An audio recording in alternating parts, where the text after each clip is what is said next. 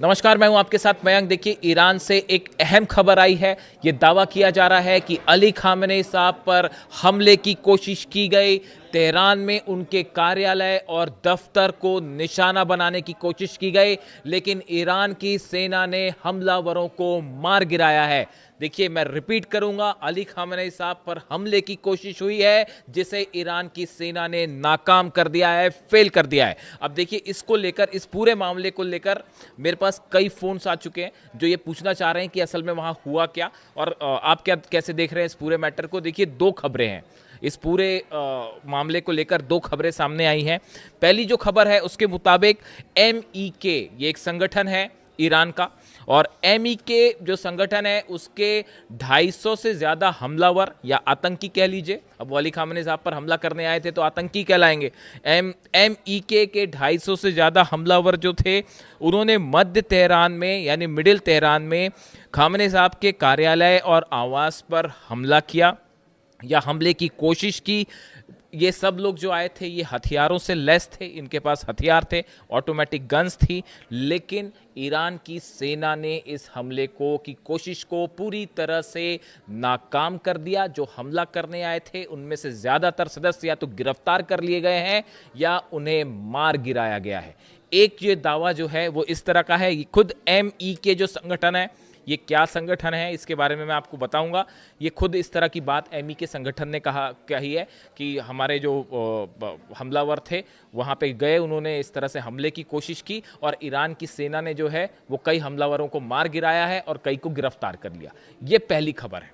देखिए, जो दूसरी खबरें ईरान के मीडिया में चल रही हैं, वहाँ के TV चैनल्स में चली, मेहर न्यूज़ एजेंसीज के हवाले से जो खबर आई उसके मुताबिक इस MEK संगठन के 4 सदस्य जो हैं, 4 लोग हमलावर जो थे, जो कि उनके पास गन थी, वो मौके पर पहुंचे, यानी कि अली खामेनेई साहब के दफ्तर के बाहर पहुंचे, जहां से उन्हें गिरफ्तार कर लिया गया है। इस तरह की खबर ईरान के टेलीविजन चैनल्स पे चल रही है, यानी आप मेयर न्यूज़ जो बताया है, जो दावा कर रहा है, उसके मुताबिक खबर यह है।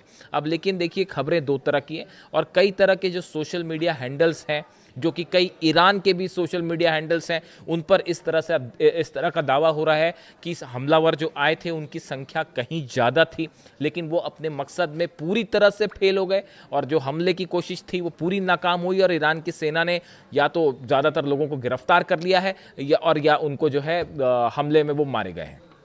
अब सवाल ये है कि आखिर अली खामेनेई साहब पर इस तरह से हमले की कोशिश क्यों हुई। अगर वाकई ये बात सच है कि 250 के आसपास हमलावर थे, तो ये कैसे हुआ और इसके पीछे क्या मकसद था। देखिए, दो तरह की बातें हैं। पहली बात तो ये मैं आपको साफ करना चाहूँगा कि अली खामेनेई साहब उस समय अपने घर में मौजूद नहीं थे और ना ही अपने दफ्तर में थे जब ये इस तरह की कोशिश की गई।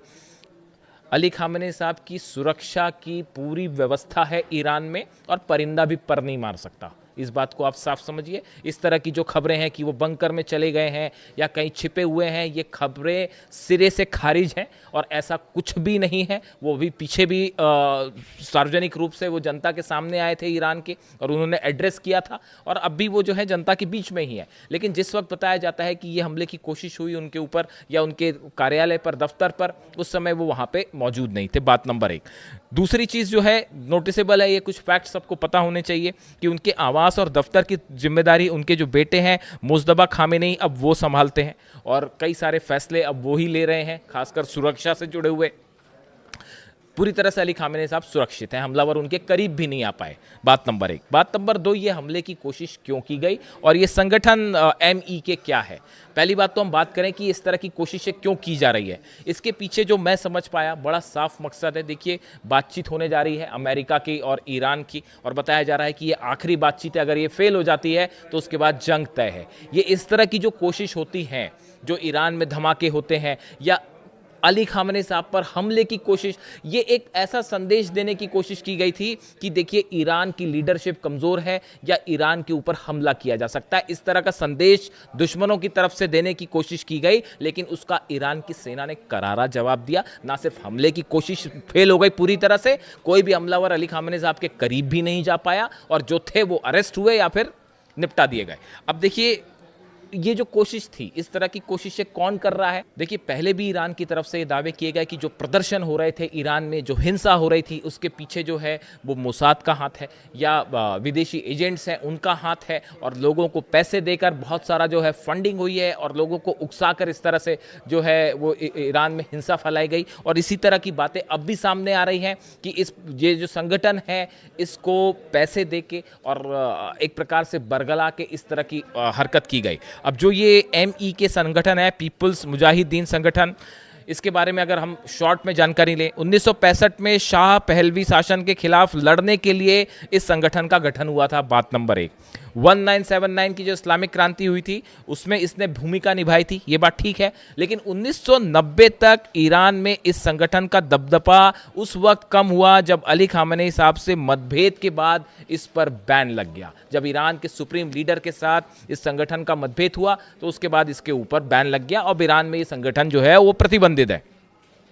2002 में इस एमई के संगठन ने पहली बार दुनिया के सामने ईरान के परमाणु कार्यक्रम के बारे में जानकारी दी। इनकी तरफ से पहले कहा गया कि ईरान परमाणु कार्यक्रम चला रहा है, इस तरह की जानकारी इन्होंने दी। यानी एक प्रकार से आप देखिए कि ईरान की जो खुफिया जानकारी है वो लीक करने की आरोप भी इस संगठन के ऊपर लगे। संगठन का नेतृत्व जो है वो मरियम रजावी करते हैं, जो ईरान को धर्मनिरपेक्ष राष्ट्र बनाना चाहते हैं। वो कहते हैं कि एक सेक्युलर राष्ट्र बनाएंगे हम ईरान को, इस तरह की उनकी जो है आइडियोलॉजी है। अब ये एमई के जो है, या तो ये कोशिश है कि ये ईरान में एक ऐसा गुट खड़ा होना चाहता है जो कि वहाँ की लीडरशिप के खिलाफ है, या इसको अमेरिका से उकसाया गया या मोसाद की तरफ से उकसाया गया। इस तरह के तमाम दावे जो हैं वो ईरान की तरफ से हो रहे हैं और इस तरह की जानकारियाँ सामने आ रही हैं। लेकिन फिलहाल जो इस पर्टिकुलर घटना के बारे में जानकारी है सामने, पहली बात यह है कि ये हमले की कोशिश पूरी तरह से नाकाम हो गई है। एक बार फिर ईरान ने करारा जवाब दिया है कि अली खामेनी साहब के आसपास आना तो, हमला करना तो बड़ी दूर की बात है, कोई आसपास भी नहीं पहुंच सकता, और उनकी सुरक्षा की पुख्ता व्यवस्था है। और इस तरह की जो कोशिशें हैं ईरान का मॉरल डाउन करने की या ईरान को कमज़ोर दिखाने की, इस तरह की कोशिशें सिरे से नाकाम हैं, सिरे से फेल हैं। और ईरान की ताकत जो है वो अब अमेरिकी संसद में भी दिखाई दे रही है। मैं अगले वीडियो में आपको उस पर डिटेल में बात करूँगा।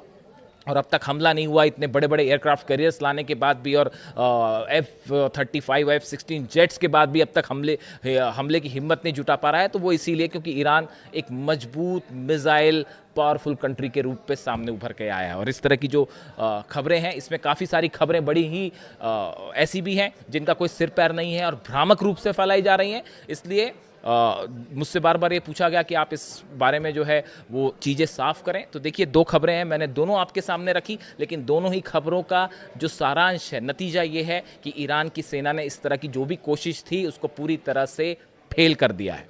इससे जुड़ा जो भी अपडेट होगा मैं आप तक पहुंचाऊंगा। वीडियो कैसा लगा कमेंट करके बताएं। Thank you so much.